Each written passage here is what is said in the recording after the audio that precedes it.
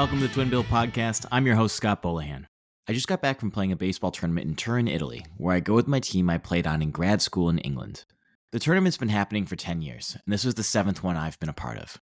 We play against teams from around Italy, and this year I pitched in 2 games and did some catching. Our team is made up of players from around the world, but the Italian teams are all Italian. We always play a game against our biggest rivals and best friends, the Torino Jacks. This year my dad even got to throw out the first pitch, and it was a strike from the pitcher's mound.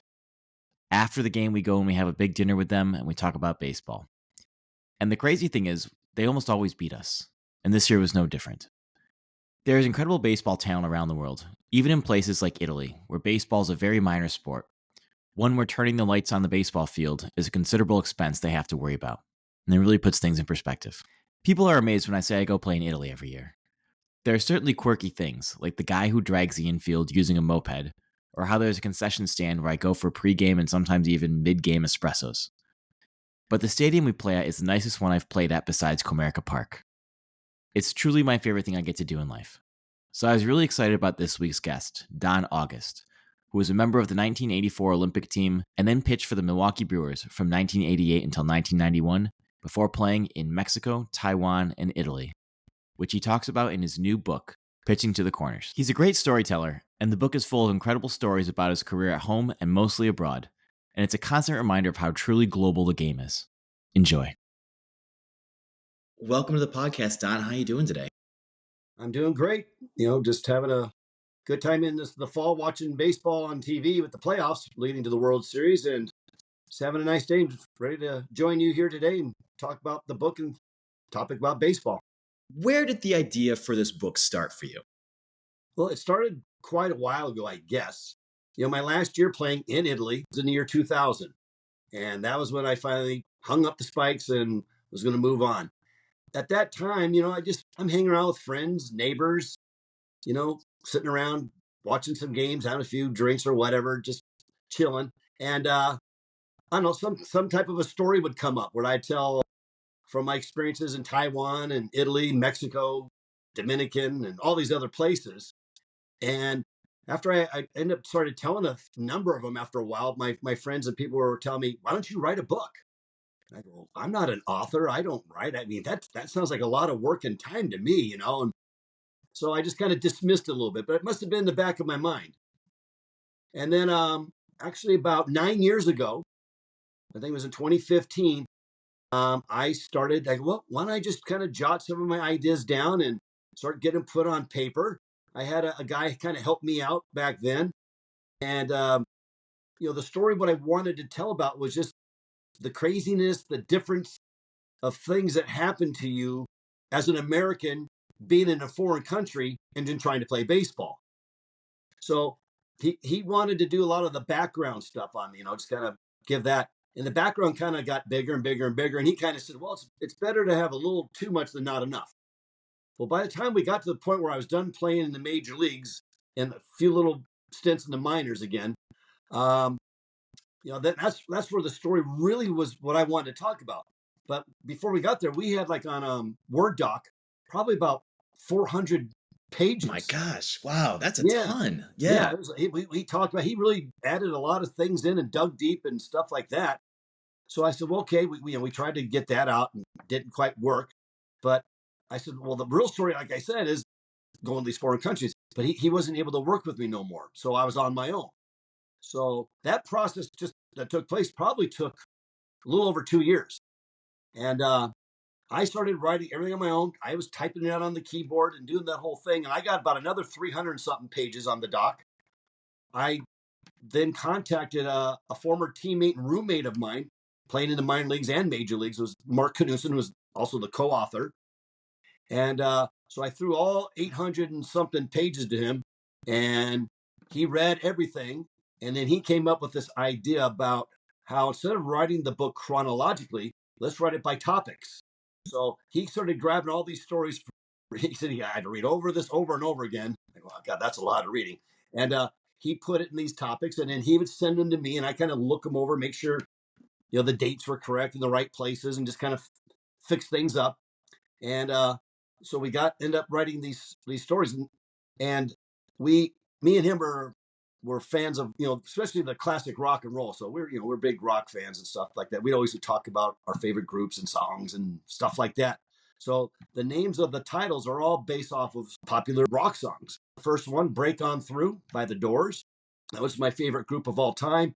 And when we pitched in Milwaukee, that was my walk-up song that they'd play. So then Break On Through was kind of the title that the topic was a little bit of my background, slightly, not like the other part was going to be.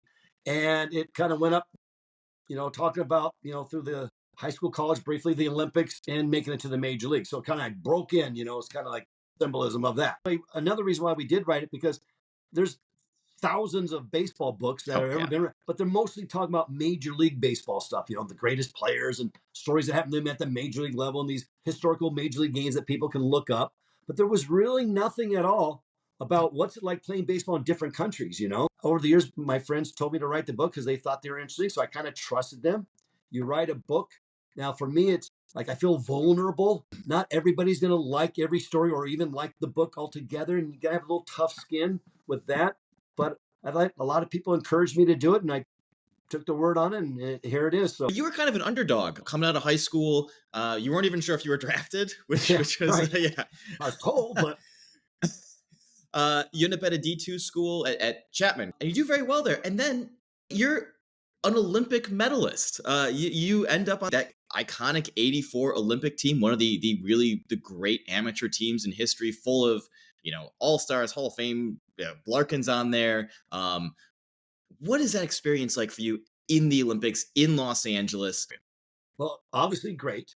Yeah. But it, as you kind of mentioned, and you say to me about being the underdog, I think that's what I've always have been. I transferred high schools. My family moved after my sophomore year of high school to this brand new school and started my junior year. And I'm the new guy there, have to try out, not known by the coach or anybody, and try to make the team. And back then, that was in Mission Viejo, California, which is in that south part of Orange County. Back in the day then, it was still kind of wide open, kind of almost country-like. And so baseball wasn't really given a lot of, looked up at as being a big baseball place. If you looked at Anaheim and part of the northern part of Orange County, it was like all populated and all these big schools and stuff like that. So we didn't get a lot of recognition. I had some colleges looking at me, some big-time schools, but didn't work out. Had USC, San Diego State, and Stanford all kind of giving some interest to me. They all fell apart. So the school I ended up going to is this little small Division II school called Chapman College, which was about 20 miles away from my house, and I didn't even know where it was at. I never even heard of it. I did hear about it because that's where my high school coach played at. So he contacted them to get a look at me. Or else, I don't know, I had opportunity to probably go through the 2-year junior college route. So off to Chapman I go, small school.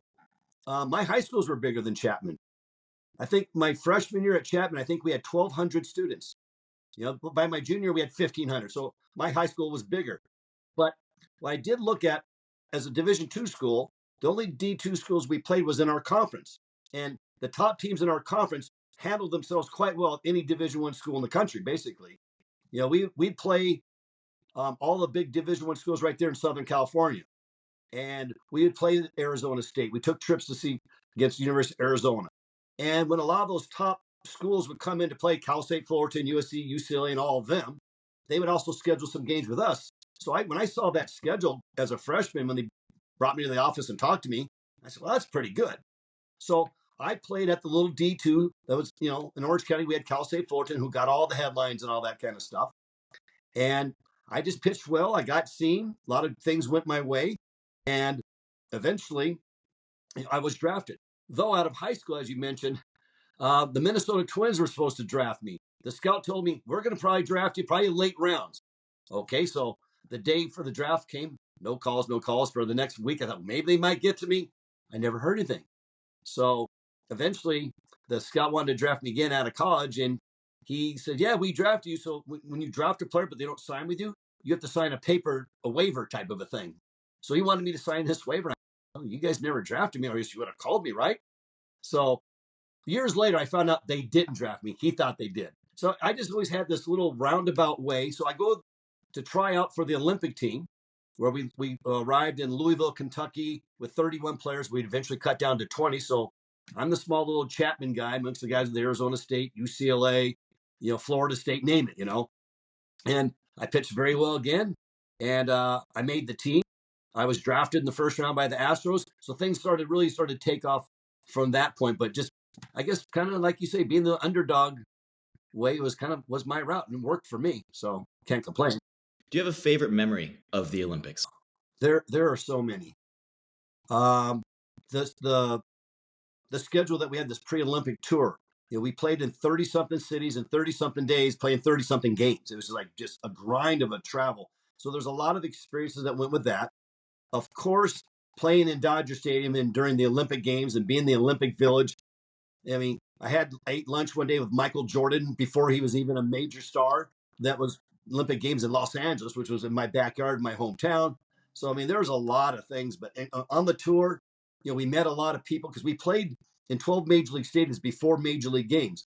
So as we're finishing up our games, the coaches and players be coming into the dugouts to kind of see what was going on. And we got to sit and hang with them. I mean, trying to pinpoint one, that'd be real hard. And there's probably, I named you about 4 or 5 right there. I could probably go on and on and on, but off the top of my head, those are right up there. Where do you keep your silver medal? About a year after the Olympics, my dad bought me a cabinet. So I had my uniform, I got my medal, I put all those baseball cards of the players displayed in there, my glove, and all kinds of different things are in there, and it's displayed, which I still have today. So you get drafted in the first round, you get traded to the Brewers, you debut in '88, and you finish 4th in Rookie of the Year. What was working for you that year? Do you have any idea, why that year you had such a great rookie season? I think there's a few reasons. I was hot at that time. That was in '88 when I finally got called up, as I say, finally. That was in June, so it was like 2 months into the season.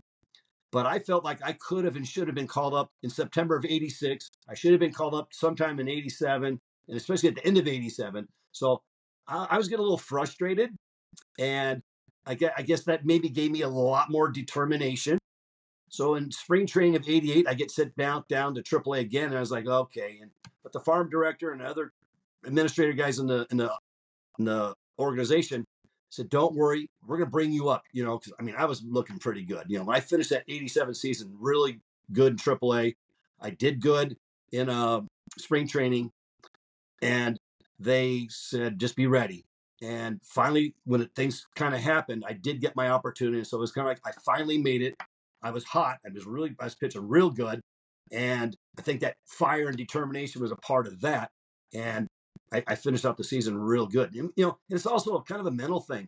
When your confidence is sky high, you can probably do anything. So when things just kept working for me, and I was having one good game after another, I had that good mental thing working for me. So I kind of put that together. I'd say that probably was the good reason why it turned out so well. You play in the majors through '91. You end up in the minors for a couple of years. So you first started playing in Mexico. What goes into that decision for you? Well, it's kind of a strange route that I went on. After the '91 season was my last year in the major leagues, pitching with the Brewers. They took me off their 40-man roster over the winter. I could have accepted that and took a minor league deal, maybe an invite to spring training, or I could be a free agent. So I just kind of felt, well, they're not too high on me anymore. They got young players coming up. So I thought, well, there's 20 something other teams that there's got to be a couple of them that really like me that I pitched really good against, often enough. And I signed a deal with the San Francisco Giants. And the unfortunate thing for me was about a week or two before spring training started, they made a big trade. They traded Kevin Mitchell, an all-star outfielder, to the Mariners. In return, they got 3 major league pitchers. So now so I went to spring training with them. I kind of got nudged out, got released. I played in the minor leagues, made a deal with the Tigers. Things didn't work the way I wanted with that. Tells in the book. And then, so then the following spring training, I got nobody inviting me to not only hopefully a major league spring training, but I couldn't even get a minor league spring training invite. Not even for a AA or a AAA team, just to be there. So as we were negotiating or trying to talk to some major league clubs, one of the teams was the Texas Rangers. And what a lot of major league teams have is these working agreements sometimes with different countries, such as Mexico. So I think the organization that we were talking to was the Texas Rangers. They were kind of interested, but I didn't get a go with them. But they kind of mentioned, well, we have a working agreement with this team in Mexico called in Puebla. Contact them, and they would give me a little backup. And so I go, well, I got to go to Mexico and do well there and be seen and just pitch it and come back. So that was the how I ended up going to Mexico that first season. What was the best and the worst part about playing in Mexico? I guess the best part, I had a chance to play. The money was for minor league kind of money. It was above average. It's close. Mexico and the United States is not that far apart. Um, they started their season in like about the middle of March. They start the season while spring training's still going on. So I thought I was pitching in Mexico in games, getting paid. Because if I was in spring training, I wasn't getting paid. They don't pay in spring training, and I'm pitching in live games. So then when their season would start, I'm more than ready to go whenever I got a chance or a call from them. So that was the best part. The worst part, it was just, well, now this isn't the major leagues. I mean, the year before I was in a major league spring training in San Francisco, and all the years prior to that, every single year I was started after I got drafted, I was in a major league spring training with the Astros and the Brewers and then the Giants. And now I'm in Mexico, and I'm in a little motel room that's all small and kind of a little raunchy, if you want to put it a certain way. And I'm taking these long bus rides in the Mexican League. Um, it's definitely not at the same level as being in the major leagues. I'm on these long bus rides, a bus without bathrooms, and it's hot out. You got to be really tough because there's the language thing, and then there's the food thing, and there's a lot of cultural stuff, which is a little tough. In my book, I mentioned, and I am beginning in Mexico, and throughout the rest of the years, I saw a lot of good baseball players come that I'd played in the minors and even in the majors, trying to make their way, trying to take the same path as me, but they would struggle with that and just really fall apart and couldn't handle things. So I think that'd be the hardest and toughest part that we had to go through. You talk a lot about the pressure on the American players, where you kind of felt like you had to be perfect a lot of the times, and they expected you to be perfect. How did they treat you there as an American? They treated us good for Yeah. the most part. I mean, they treated us pretty well. Yeah. They were coming to us to bring in, guys with my experience who had played the major leagues and still can, play the game pretty nice, at their level. And they expect you to be good all the time. They paid us a little bit more than their native players. I mean, as soon as you had one bad outing, they were like already frowning at you. If you had another one, it's like you're like right there ready to be released. So I saw guys who just pitched 2 to 3 bad games and they were gone. So there's always that kind of a pressure to have to be good always, and that's kind of tough. Again, you're just trying to survive daily in a foreign country, and you're just trying to find food, and you're trying to survive your day and get to the ballpark. And any professional, whatever level it is, that has a baseball bat in their hands, coming from a pitcher's point of view, you've got to be good. They'll hit the ball, and it's all about winning. And even when I pitched well on bad teams there, unfortunately, I was on some bad teams. So usually by the halfway point of the season was determining, what they're going to do the rest of the year, if they're going to make the playoffs or not. So guys like me, even though I was pitching good, I got released one year out of Mexico, my second year, because we were in last place. They were paying, they're right, well, you don't have to pay Don as much. We'll give the younger guys an opportunity, and they're already looking toward the next year. So I had to go through that. So your next stop, you end up in Taiwan, which I imagine is just I've never been to Taiwan. I've never been to Asia. It seems like a completely different world. How do you adapt to Taiwan? That was real different. That is a completely different part of the world that a lot of people don't get to from this part of the world, though playing in Mexico, playing in Puerto Rico and the Dominican Republic, even Canada, I guess they're all close situated.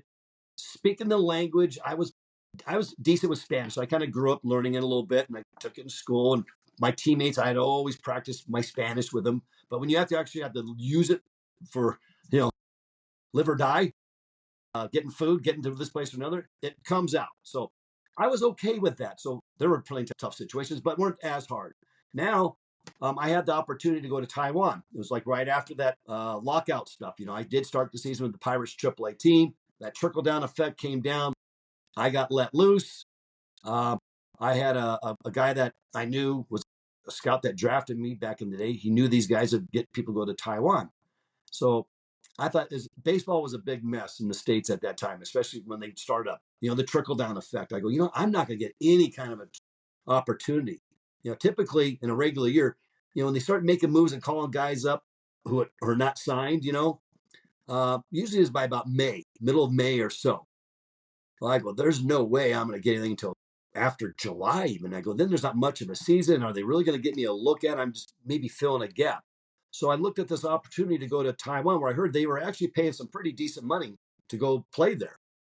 So I thought, maybe it'll be kind of neat to go to another part of the world, to Asia, which I've never been to, and make some decent money, pitch well, and then jump back into the things again for the following spring training.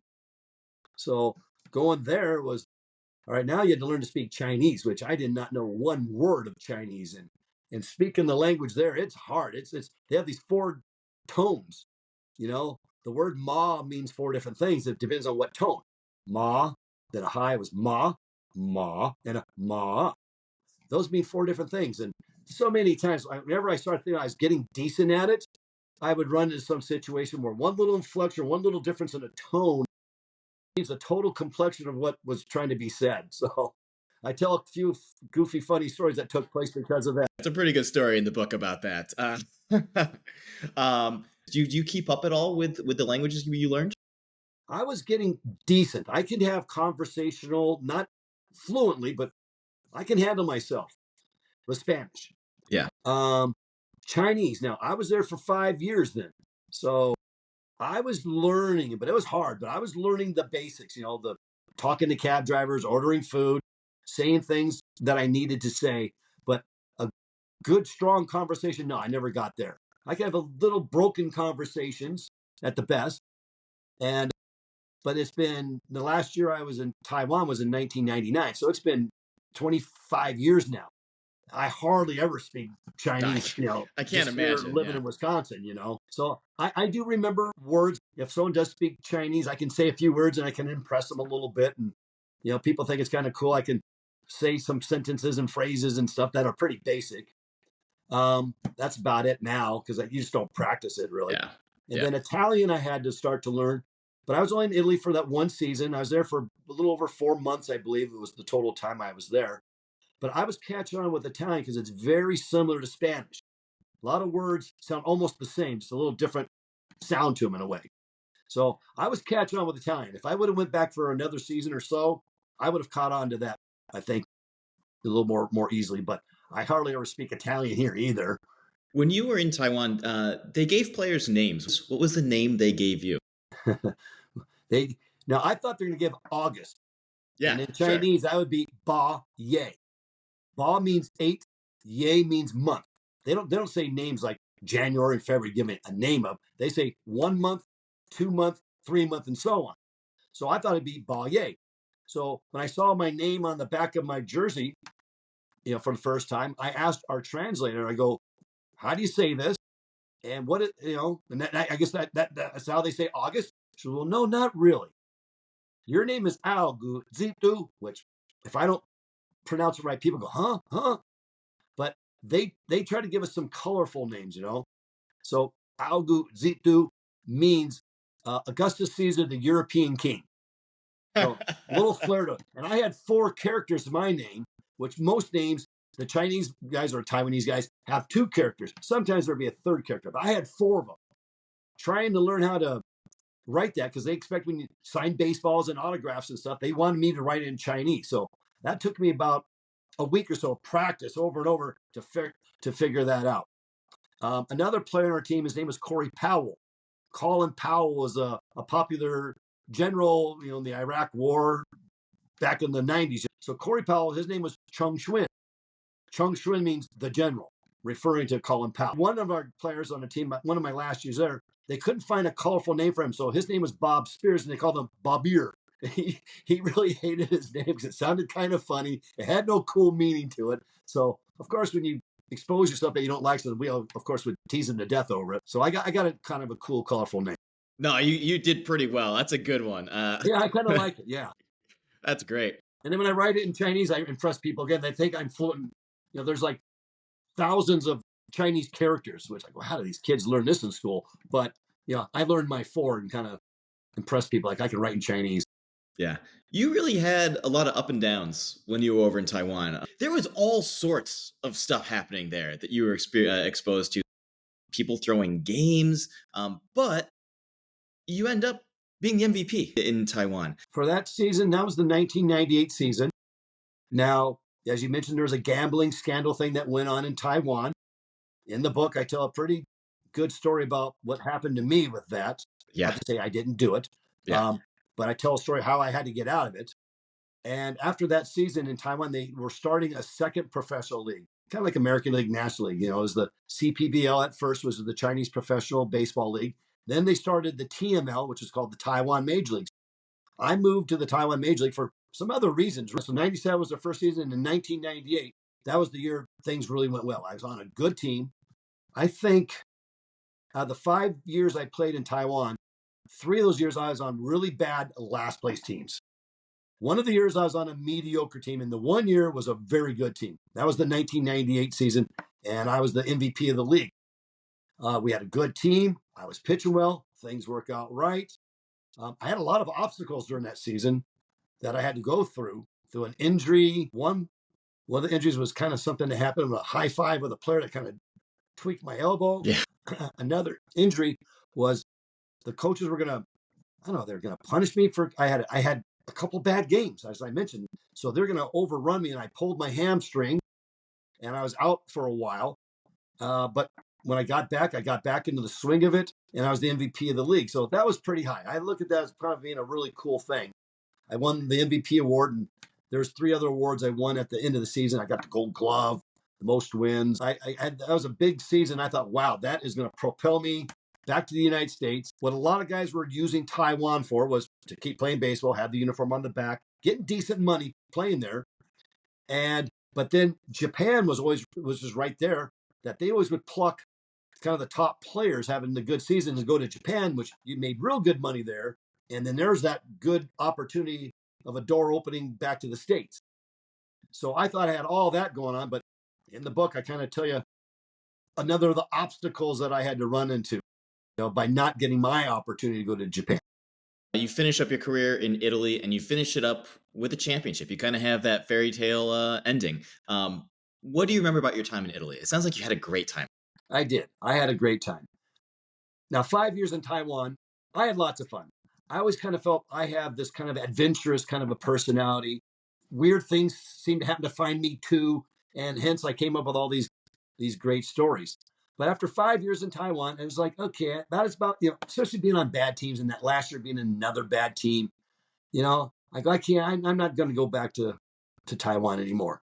But a few years before that, I had another teammate, American teammate, came to Taiwan, and he'd played in Italy. And I think he might have played in Mexico, possibly even too. But he says, hey, Don, before you hang him up, once you think you're done, play one more year. Go to Italy because you'll enjoy that. So, okay. So I kind of filed that away in the brain back there.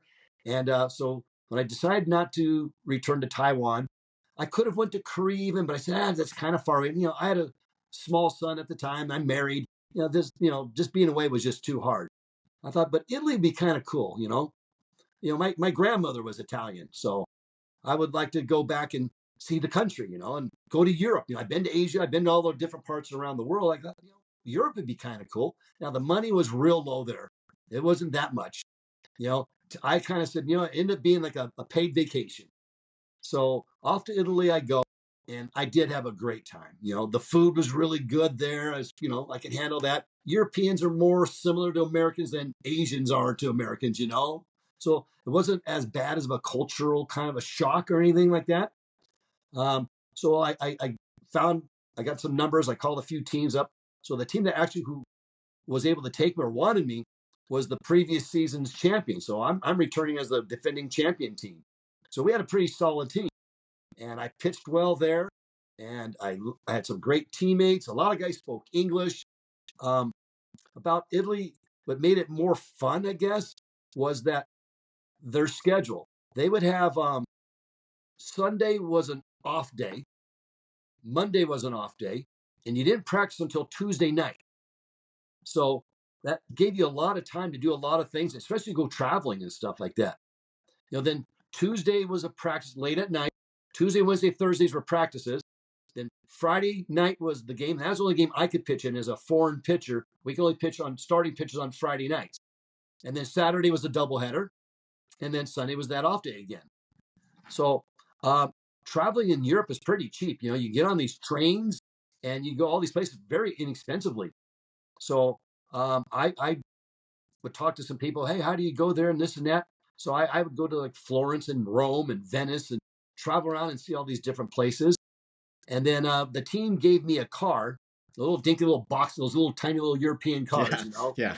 And so that was the car I had that I was allowed to use for me, that I would get from my apartment to the stadium and whatever I needed it for.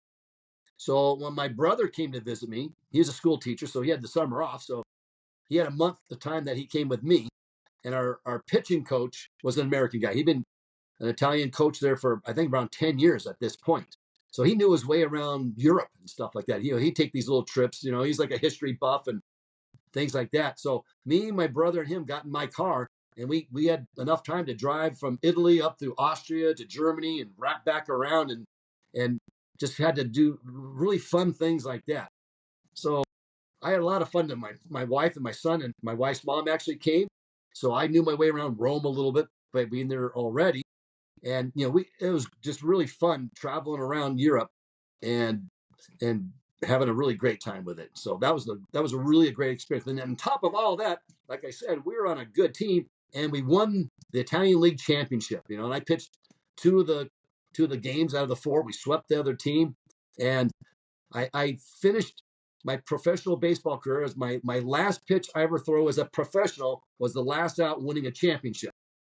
Now in the book we kind of mention it, kind of like how Peyton Manning did it, and Ray Bork, and I think I named another guy off, and I'm not up to that level, but I was trying to give a similarity. That's pretty good. It's a pretty good way to end a career. Yeah, that's a pretty good way. Yeah. When you look back now at your time overseas, how do you view that experience? Do you sort of look back nostalgically? What do you think about when you think about that time in your life? Well, I think back, that was my story. Yeah. It was different. Yeah. Sure, I would have loved to have played 15 to 20 years in the major leagues and made the Hall of Fame and all that kind of stuff. That didn't quite work out. But I always wanted to keep playing. I just felt like if I had an opportunity to play, something could happen. And I went to all these different countries and had these different experiences. I met a lot of good friends from my teammates and people that I met there. And I look back and I go, but that's my story. Yeah. I'll take it. Yeah. I love what my story was. Yeah. Though, a big time major league career would have been better, but it was different. And I guess that's, again, being the underdog kind of a guy, trying to make my way back through these different countries, being for whatever reason, I got unlucky at being on some bad teams, but it was a great experience. I got to travel the world. I really enjoyed that kind of stuff, seeing different parts of the world, historical places and things like that. It was great to bring my family to come experience and see these different places too. My family, my wife and son, they made it to Mexico. They went to Taiwan. They went to Italy, and they got to experience all these different things too. So as my son was really young at the time, I guess the first time they went to Mexico, he was not quite 1 year old yet, the first year that I went there. And by the time my last year playing in Italy, he turned 8 years old. Mm-hmm. So it was great for him. I often ask him, what do you remember? And he can vaguely remember some things. He's quite young. He's like turning 1 and then 2 years old in Mexico. He doesn't quite remember Mexico so much, but he does remember Taiwan and Italy. So I think that's great for my family to experience too. And again, that's my roundabout different underdog kind of story, I guess. Well, I've played in England and I played in Italy, and I'm always surprised by the quality of baseball around the world, because you don't think of these as being really baseball places. And as you know, in Italy, it's like it's soccer up here and baseball is way, way down there somewhere. Baseball is down here, yeah. But there is talent out there, and I was very surprised. I think people would be surprised by how much of a global game it really is today. Right. And you actually got to experience that around the world in a way that I think people really don't get to, which is amazing. And I hope that that's something you do take with you going forward here. Yeah. I told lots of people about how baseball is played in different parts of the world. Everyone goes, well, what level would you say Taiwan was, or Mexico and Italy and all that? Okay, well, it's a strong minor leagues, I'd say double A and a half sometimes from one place, maybe up to triple A in another. That baseball is played a lot around the world. Back then it was starting to get a little bit more exposure. Really, I mean, we always had the Latin American countries, but it was basically some Mexico, Puerto Rico, and the Dominicans was mostly, and even the Venezuela. Then Japan started coming around more, and then more of Asia started to open up. But baseball is played around the world, and especially when I did play in Italy. I mean, that's nice. That's a good quality of baseball. I mean, again, if you don't play well, or if I wasn't pitching well, they would beat me up. Mm-hmm. If you pitch well, then you win, just like you Yeah. should anywhere. But we played in the European Cup there too, which is similar to soccer's European Cup. All the prior season before champions all meet. The first place champion teams meet again, and they play for the European Championship. And the teams that played in this, and I didn't know they even had leagues, but there are leagues everywhere, no matter how big or popular they are. Ukraine had a team, Spain had a team, the Czech Republic had a team, the Netherlands had a team, Italy had a team, San Marino, which is a little tiny country inside of Italy, which is right next to Rimini where I played at, but that was another country that had their own team that was also in the Italian Baseball League. But all these different teams around Europe. Now, there's some other teams or countries that played baseball, and they might have had these lower level leagues, but they do have them. So baseball is played just about everywhere in Europe, but you don't really hear a lot about it. But we are hearing more and more about these teams, which I like. One of the reasons is because of the Olympics and baseball being back. Now, some countries don't bring baseball in the Olympics, because I think that kind of stinks. The world likes it, but some places don't. But really, what's also, I think, really enhanced people with knowledge of even countries in South Africa and, even African countries and Little League World Series and stuff like that, that there's a lot of these countries that do play the game. And the WBC I think is a real big one, because we actually everybody uses their best or major league players that they do play on their teams. The Olympics, we kind of, and the other teams that play in the MLB have to kind of use their minor league players, But that's what I like about the WBC. And then there's more now. There's even more countries that are involved, in making it all the way. So I love watching the WBC, which comes every 3 years. The Olympics is every 4 years. But there's a lot of baseball out there, and I don't think a lot of people understand it. But I think they're beginning to, though. I want to talk about high school coaching. You coach high school ball now. You teach as well. Do you ever tell your kids about your times overseas? Do they ask you about it? Do they know about your experiences? Some of them do, yes. I've been coaching a long time, so it depends. Like, I tell some of these stories about, being in Europe and Asia and all these different places and things that happened to me. And they kind of say it to the other guys, and it kind of, the next year, let me hear some of your stories. That's kind of the thing. So sometimes it never comes up. So, but I've shared a little bit with those guys like that. They're definitely aware that I played professional baseball and made it to the major leagues with the Brewers, and playing in these different countries. So yeah, they're aware of it. And I share some of them, the ones I can share. And, we have a little fun with it. Yeah, they're onto it. What advice would you give for someone who was thinking about playing baseball overseas? I just kind of say, this is what happened to me. And I'd say it was pretty good. I mean, I was like this close of making it back. Like that one year I was the MVP, and I was talking to the teams back in the States, and I told them my great numbers, but we really don't know much about Taiwan at that time. Now they got scouts all over the place. So if you want to keep playing, there's a place to play. You can get paid doing it, and you can always get your opportunities, which I always, how my outlook was on it, as I mentioned before. But, but you have to be the certain type of a person that can handle it, though. There's a story, I think I might have mentioned the book, but this guy, I think it was probably an American guy. He literally flew around the world, landed in Taiwan, and literally the next day was on an airplane going back home. So culture shock is a real thing, Yeah. Being in a different place, if you can't handle that, if you're a finicky eater, you're going to have a real hard time. You have to overcome a lot of things. So if you can handle it, it's a great place. there's lots of guys who go there and have great times and play many years and get to play baseball till they're older. And, I played till my final year when I was 37 years old, so I mean, I went pretty far with it. And if that's the kind of guy, I say you got to be a little adventurous and that sort of thing. You'll have a lot of fun, or you can struggle. It just depends on what type of person you are. And I kind of make sure you're that guy. Do you travel much anymore?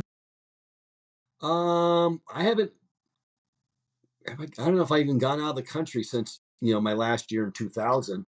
But I as my son was a young kid, I live here in the Milwaukee area. So when spring is starting to come, during Easter vacation or spring break or something like that, we want to go somewhere warm. So me and my wife and my son, we've gone to Florida a number of times, to Arizona, which kind of coincided with spring training baseball.